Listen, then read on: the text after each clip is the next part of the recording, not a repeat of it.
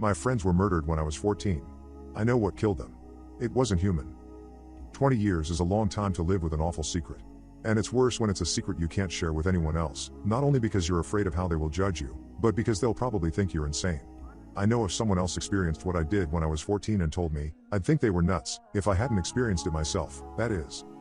I never told anyone, not the police, not my family, not the families of Dylan and Greg and Zach and Terry, not even the therapist I see regularly to deal with the lingering guilt and trauma. I think she suspects I'm holding back, that I know more than I'm letting on, and she prods me, encouraging me to get it out. She tells me it would be beneficial to come clean and put it out in the open. But I just can't. No human being in their right mind would believe such a story. But I want to get it out there somehow, to someone. I want to unload the burden I've been carrying all these years. That's why I'm posted here, anonymously, on Reddit r/NoSleep. I want to tell others the truth about what happened to me and my friends on Halloween 2003. I don't care what you think of me after you read it, judge me or call me crazy all you want, I just want an impersonal audience to know the truth, and give me their opinion. I think that would make me feel better. Me and my best friends Dylan and Greg were in 8th grade that fall.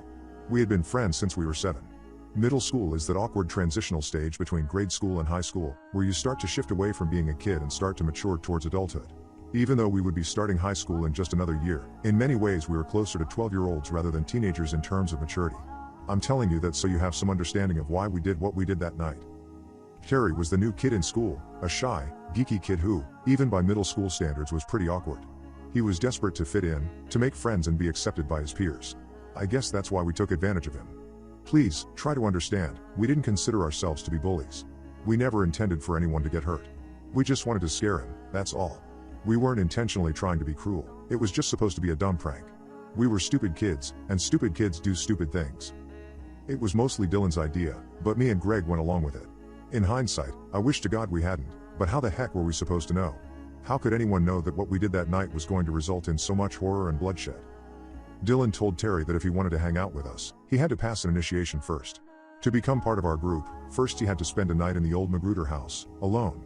And it being late October and Halloween fast approaching, that was the perfect night for Terry to take the dare.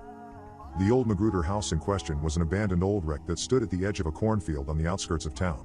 A rotting, decrepit 2-story house that had been deserted for as long as anyone could remember. We didn't even know who the original owner had been. Magruder was just a name Dylan made up for dramatic effect.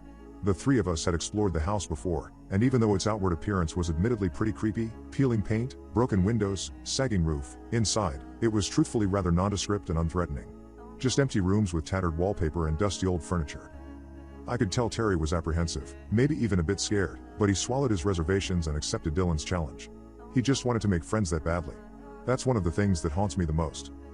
October 31st was a chilly, windy night when the four of us, me, Dylan, Greg and Terry, rode our bikes out to the old house. We had met at Greg's house, telling our parents we were spending the night to watch horror movies. Greg's parents both worked nights and wouldn't notice we weren't there. When we arrived at the abandoned house, we dismounted our bikes and just stood for a few moments, staring. None of us had ever been out here at night, and it looked 10 times creepier than it did during the day. The decayed facade almost resembled a face, the dark windows empty eye sockets, the front doorway a gaping black mouth. A cold autumn breeze rustled through the bare trees that surrounded the house, rattling their skeletal branches. I shivered and pulled up the zipper on my jacket. I glanced at Terry and saw him gulp nervously as he took in the sight. He was trembling slightly, and not just from the breeze. He was scared. We hadn't even entered yet, and the poor kid already looked like he was about to jump out of his skin. I felt a flash of guilt because I knew what Dylan had planned. Dylan took off the backpack he had brought along, rummaged inside, and brought out 3 flashlights and a battery-powered lantern. He kept the latter for himself and passed out the former to me, Greg and Terry. Without a word, he gestured for us to follow him, then started towards the house. I exchanged a slightly uneasy glance with Greg. I think he was also feeling bad, knowing what we had in store for Terry. Then we went after Dylan, Terry trailing hesitantly behind us. Dylan stepped through the doorway. The front door itself was long gone, either removed from its hinges ages ago or simply rotted away with the passage of time, and disappeared from view, but we could see the glow of his lantern inside. Me and Greg paused for a second just outside the doorway, Terry behind us. We exchanged another nervous look, then passed through the threshold, into the abandoned house. Dylan was standing in the middle of what had once been the living room, waiting for us, lantern in hand. Me, Greg and Terry looked around the place, shining our flashlights around. There was a huge stone fireplace in the room, some old, splintered chairs, and the remains of what had probably once been a sofa or a couch but was now only a heap of crumbling termite-eaten wood and rotted, mildewed upholstery. Apart from a thick coating of dust and a heap of dried leaves that had blown in through the front door, the living room was empty. Dylan sat down on the floor and motioned for us to do the same. We did, sitting in a semicircle like kids at a campfire gathered to hear a ghost story, which was exactly what happened next. Dylan proceeded to tell us the lurid, blood-curdling history of the house and its prior residents, the Magruders. According to Dylan, back in the 1950s the house had been owned by a widowed old man named Magruder, who lived there with his adult daughter. Magruder was a recluse who was seldom seen, only coming into town once a month to buy supplies. He was rumored to be an evil man who cruelly mistreated his daughter, who he never allowed to leave the house. Because he never attended church, there were even rumors he was a devil worshipper and practiced satanic rites. Several young children disappeared from the town. They suspected Magruder was somehow responsible, but with no evidence they couldn't arrest him. After a while, people noticed that Magruder hadn't made his regular once-a-month trip to the general store to stock up on groceries. In fact, no one in town had seen Magruder in well over a month. A group of townspeople went to his house to investigate. There they made a gruesome discovery. Old man Magruder and his daughter were both dead, their bodies torn to pieces and scattered throughout the house. The sheriff later said it looked like they had been torn apart by wild animals. Their bodies were covered with claw marks, and they had been partially eaten. Supposedly, when they went down into the basement, they had found a pentagram drawn on the floor with blood, old witchcraft books, and a pile of charred bones belonging to the missing children. They never solved the murders, but the town suspected that Magruder must have been performing a satanic ritual and somehow something had gone wrong. Perhaps he had summoned a demon that had killed him and his daughter. The house stood empty for more than 5 years, but then a new family moved into town and bought it because it was so cheap. The townspeople tried to warn them about the house and its horrifying past, but they just laughed them off. They were from the city and they didn't believe in stupid superstitions. They had scored a great deal on the place and they weren't going to be scared off by a bunch of ignorant hicks. A month passed uneventfully, but then the family just disappeared. They weren't murdered, there were no bodies, they were just gone. Vanished without a trace. No signs of foul play. All their possessions were still in the house and their car was still parked outside. It was as if they had just disappeared off the face of the earth. After that, no one would dare live in the house. It just stood vacant for decades, slowly falling into ruin. I need to stress that Dylan's whole story was total bullcrap. Everything he told us was pulled straight from his butthole, made up specifically for Terry's benefit, and it had the desired effect. As Dylan told his story, Terry's eyes got wider and wider with fearful wonder and dread. He bought it hook, line and sinker. Poor guy was just too trusting. Me and Greg both knew Dylan's story was fake, but we played along, pretending to be equally freaked out. Dylan fell silent, a grim, thoughtful look on his face. He glanced at his watch and announced that it was 20 minutes till midnight. He handed Terry his lantern and told him he had to remain inside the house until dawn. By himself, my friends were murdered when I was 14. I know what killed them. It wasn't human. Part 2. The three of us would be waiting outside to make sure he didn't try to cheat and sneak away. If he lasted until 7 a.m., he could consider himself to be part of the group. We stood up, wished him good luck, then left the house, one by one. I was the last to leave. I looked back at Terry just once. He stood there, trembling, scared but with a look of almost pitiful determination on his face. I remember him like that, frightened but resolved to prove his bravery to us, because it was the last time I ever saw him alive. I joined Dylan and Greg outside and we returned to where we had parked our bikes. As soon as we were far enough away, Dylan and Greg's grave expressions broke and they both began to snicker. Dylan fished around in his jacket pocket and removed a small battery-powered receiver. It belonged to a baby monitor Dylan had bought at the local mall a couple days back. The transmitter was hidden inside the old house. You see, what we had neglected to tell Terry was that we had managed to rope Greg's older brother Zach, who was 16, into dressing up in a pretty impressive demon costume, complete with a realistic latex mask, and hiding in one of the abandoned house's upstairs rooms an hour before we had shown up. He was waiting up there now.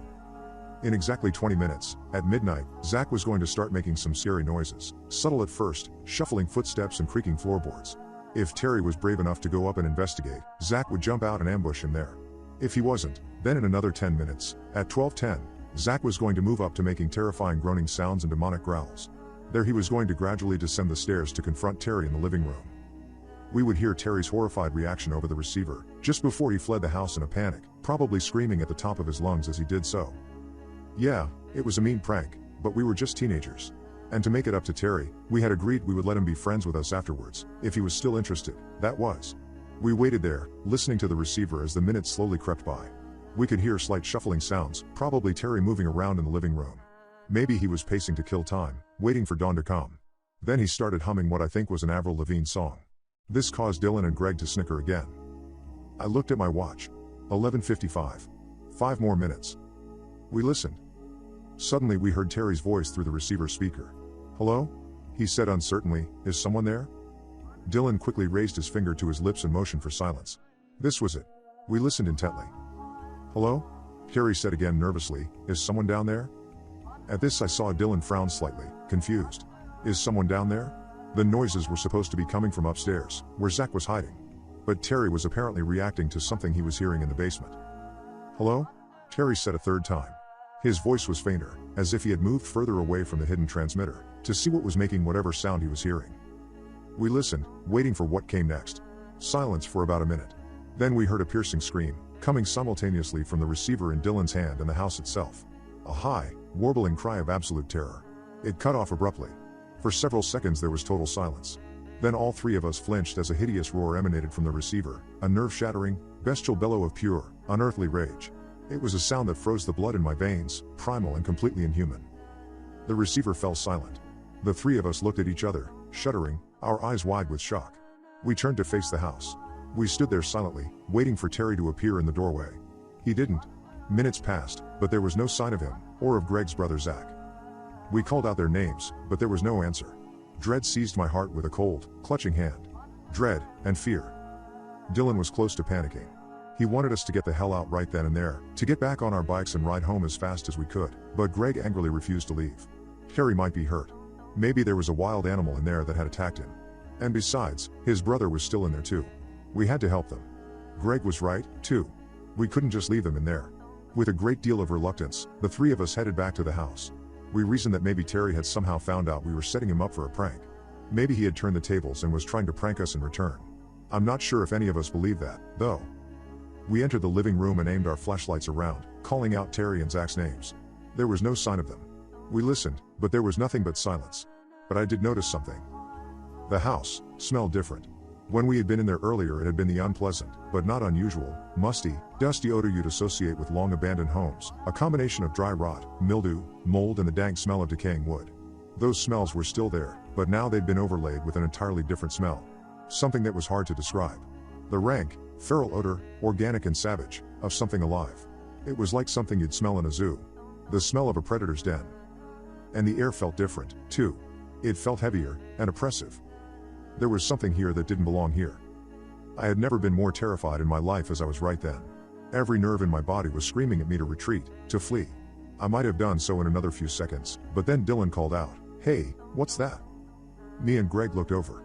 He was staring through the kitchen doorway, shining his light at something on the floor. We joined him and saw what the beam of his flashlight was focused upon. On the cracked, grimy, ancient linoleum was the lantern Dylan had given to Terry. It was lying on its side, smashed to pieces. A few feet beyond it, at the other end of the kitchen, stood a black, gaping square of blackness. A doorway leading to the basement. I think all three of us were getting ready to bolt, when a voice spoke from the darkness beyond the basement door. Please help me." It was Terry's voice, pleading in a weak, painful groan. "Please help me. I'm hurt and I can't see. It's dark down here." "Terry?" Dylan stammered, "What happened to you, man?" "There was a monster. It attacked me. I fell down the stairs. I think I broke my leg. Please, guys, help me." In spite of my horror and dismay, I felt a small measure of relief. I began to understand what must have happened. Zach had surprised Terry in his costume and Terry had panicked and gone the wrong way trying to flee from the house. He had run into the kitchen instead of going out the front door and fallen down the basement stairs. Zach must have panicked himself when he realized what had happened and had slipped out through the rear of the house. "Crap," Dylan whispered to me and Greg, "we're in trouble." Then he called down to Terry, "Okay, hang on, man, we're coming down to get you." Dylan pointed his flashlight down into the basement and began to descend the stairs, Greg right behind him. I started to follow them, but then I spotted something. An old refrigerator stood beside the basement door. The refrigerator door was slightly ajar, and something was leaking out of it, dripping steadily into a growing red puddle on the floor. Feeling suddenly very cold, my heart beginning to beat faster, I stepped closer, aiming my light on the red puddle below the refrigerator. Distantly, I heard Dylan's voice from down below. They must have reached the bottom of the basement stairs. Where the hell is he? Seemingly in slow motion, I reached out a numb hand and grasped the refrigerator's handle, pulling the door all the way open. "Terry!" Greg's voice called out from the basement, "Where are you?" Terry's mutilated, blood-splattered corpse was crammed grotesquely inside the refrigerator. His glazed eyes seemed to stare dully at me, accusingly. "Terry?" Dylan called out doubtfully. I lunged at the basement door, shouting down at my friends, "Dylan, Greg. Get out. Get out of there now. It's not Terry. It." Before I could finish, I heard 3 piercing screams in quick succession, the first 2 short, the third longer. The first scream might have been of shock, the second was probably of terror, but the third, protracted scream was unquestionably one of agony. Dylan. Dylan's dying, agonized scream died to silence, but Greg quickly picked up the chorus, screaming my name, screaming for help. Standing in the basement doorway, at the top of the stairs, too scared to go to his aid, I shone my light down in the direction of Greg's screaming voice. I saw my friend backed up in the corner, trapped, his eyes bulging and wild with horror, facing something that was approaching him. I only glimpsed it, but that one brief glimpse was enough. More than enough. Enough to imprint itself like a brand upon my scarred psyche, to haunt me in untold nightmares to come for the rest of my life. It wasn't human. I don't think it ever had been. It was tall and slumped and horribly out of proportion, its head about 3 feet above its torso, perched on a thin, elongated neck, like a giraffe's. Its long, spindly arms extended at least 6 feet from its shoulders. Its skeletal hands were tipped with long, bloody claws. It appeared to be naked, and its skin was a hideous mottled gray, like the skin of a corpse.